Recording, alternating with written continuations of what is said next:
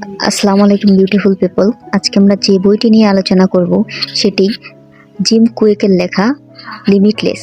তো এই বইটি থেকে 5টি স্টাডি টিপস যেগুলো আমার পড়ালেখায় অনেক পরিবর্তন এনেছে সেগুলো আমি শেয়ার করার চেষ্টা করব।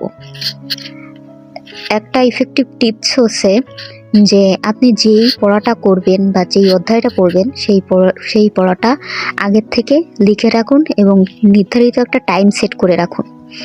নির্ধারিত টাইম সেট করে রাখলে দেখা যাবে যে আপনার এই পড়া পড়তে বেশিক্ষণ টাইম লাগবে না এবং ওই টাইমের মধ্যেই আপনি জানেন আপনার কী কী পড়তে হবে, সেই পড়াগুলো আপনি শেষ করে ফেলতে পারবেন।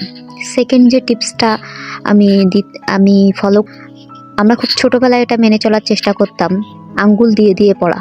অর্থাৎ আপনি পড়াশোনার সময় যতগুলা সেন্স কাজে লাগিয়ে পড়াশোনা করতে পারবেন ঠিক ততই আপনার পড়াশোনাটা ইফেক্টিভ হবে। 3 নম্বরে হচ্ছে যে আমাদের দেহের 70% পানি। তো 70% পানি হওয়ায় আমাদের দেহে যখন পানির ঘাটতি হয় সেই সময় কিন্তু আমাদের মস্তিষ্ক ঠিকভাবে কাজ করতে পারে না। তো আপনি প্রতিবার পড়তে বসার আগে হাফ লিটার বা 1 লিটার পানি খেয়ে পড়তে বসার ট্রাই করবেন, বা পড়ার মাঝে মাঝে কিছুটা পানি খেয়ে নিজেকে হাইড্রেটেড রাখার চেষ্টা করবেন। যদিও এখন শীতকাল, এটা অনেকেই আমরা মেনে চলি না, কিন্তু এটা আপনার মস্তিষ্ককে সচল রাখতে সাহায্য করবে। 4th টিপস হচ্ছে যে আমাদের অনেকগুলো ফুড আছে যেগুলো ব্রেইন ফুড বা সুপার ফুড নামে পরিচিত, যেমন বাদাম বা বিভিন্ন সবুজ শাকসবজি। আর প্রোটিনের দিক থেকে বলা গেলে মাছ, মাংস।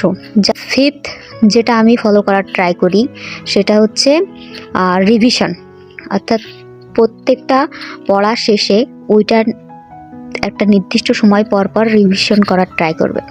এভাবে আপনি সহজেই অনেক পড়া মনে রাখতে পারবেন। আজকের ভিডিও এই পর্যন্তই।